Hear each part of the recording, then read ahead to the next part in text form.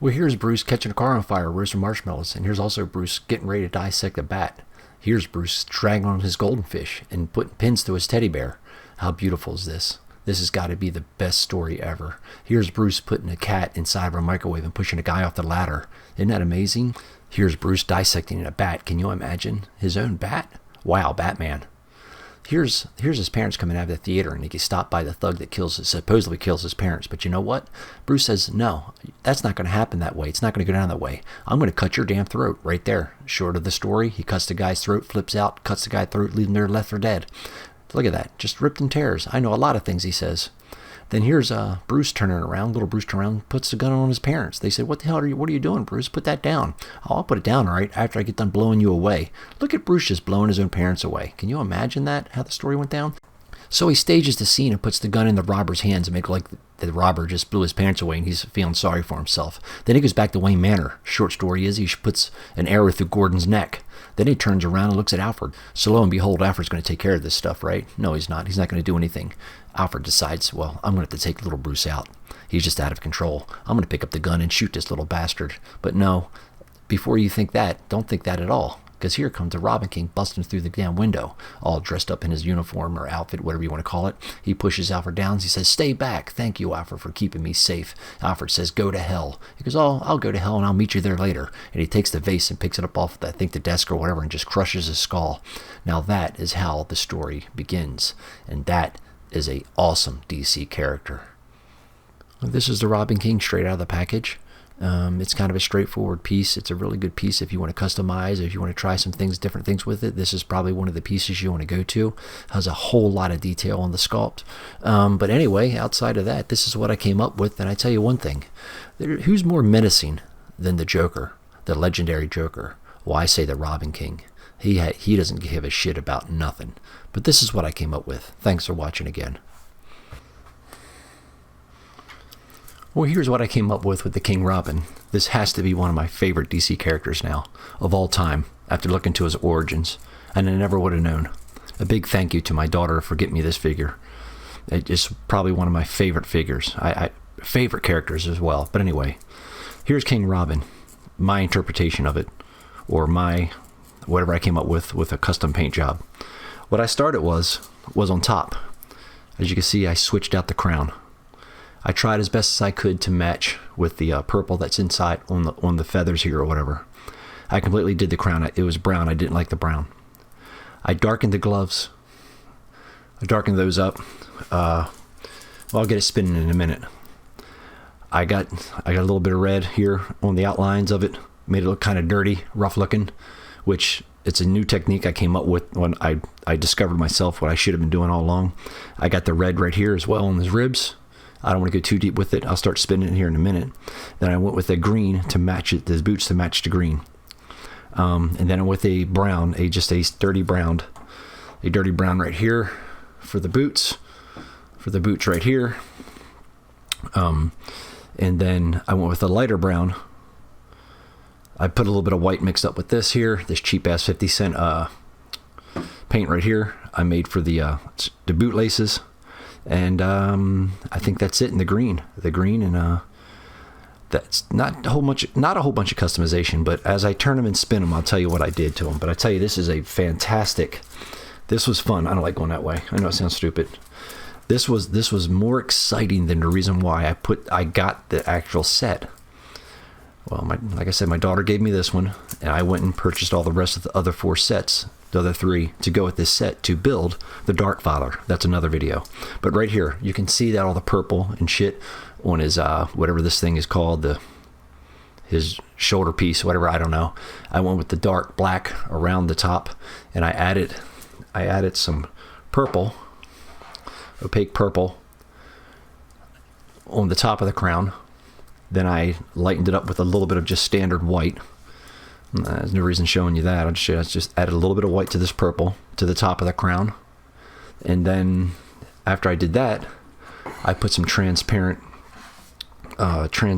flamingo pink also as well on top of the crown, which I don't know how well you can see it on camera, but this looks so much better in person. You can see it a little bit up here where I feathered it out to make it look like the feathers here. I didn't want to make the crown green. I went with a straight black with the crown at first, by the way. I went with the straight black, and I love that. I love this black. It's cheap as hell. It's a matte black. But after I did that, I used shoe polish, believe it or not. I used shoe polish for the gloves. I put shoe polish on them. I washed it out with shoe polish. I washed the boots out with shoe polish. I don't know how well you can tell on screen, but the boots were black, and I made them real. The green I used was just a regular green, like this purple. Just I don't have it here in front of me. It's in the back room, but it's a green, and I darkened it up, and then put a couple drops of black inside the opaque green, and then for the eyeballs, I kind of liked them. I kind of liked it with it. And it turns around here. I mean, like, look at the boots. See, I fixed the boots down here. I fixed the boots.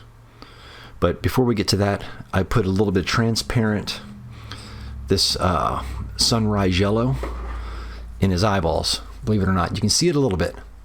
That was just a very, very subtle change from being just as white as his face. I wanted to put a little bit more life into his eyeballs, so I used some of this transparent sunrise yellow.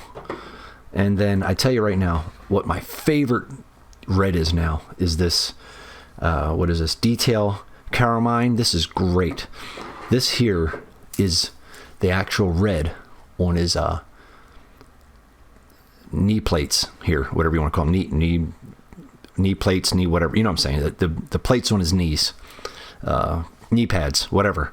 This is a fantastic red to go over a black primer, a black plastic.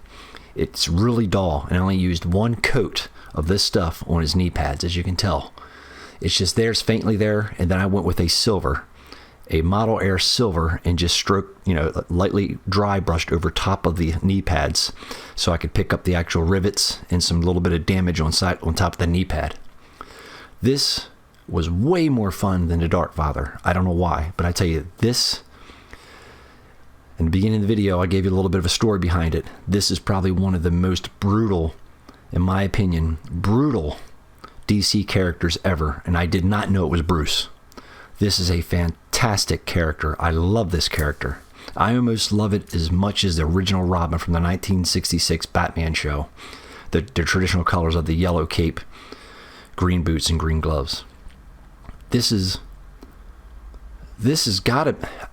probably one of my favorite DC characters. I mean, it just all makes sense now when it all makes sense now. It's bizarre. It's a beautiful, beautiful, let me stop this thing.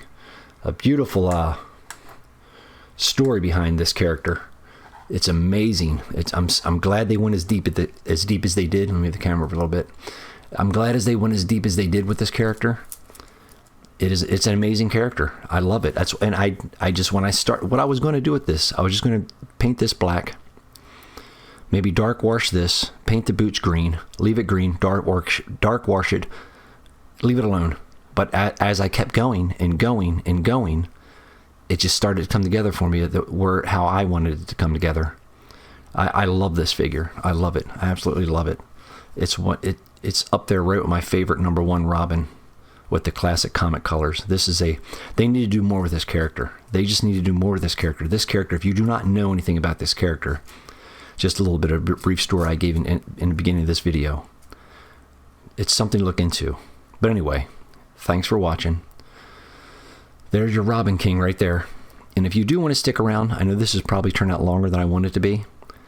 If you do want to stick around, I'll show you how I fixed the boots. Meaning, I thought they were horrible. I don't know if you can see it or not, but down here, I made it all one piece. Not really hard. So that's coming up now. I appreciate you watching. Thank you for sticking around. If you want to see me, how I put the boots together and made them come together, because they had ball joints here. It was stupid looking. I made it all look like one boot. Thanks for watching, and the next one would be the Dark Father. Thank you. So this is the ball between the shin and the bottom of the foot, or the top of the foot. Yeah, I'm gonna lose some movement, some articulation, but it doesn't matter. I just thought when I got done the project, I was just staring at a ball between his foot and his shin. I just didn't like it. I think it's an eyesore. I think it looks kind of dumb. So this is how I made it into one boot. Just use some multi-put and some air dry clay to finish it off. Put some wrinkles in it, spray paint it, see how it looks.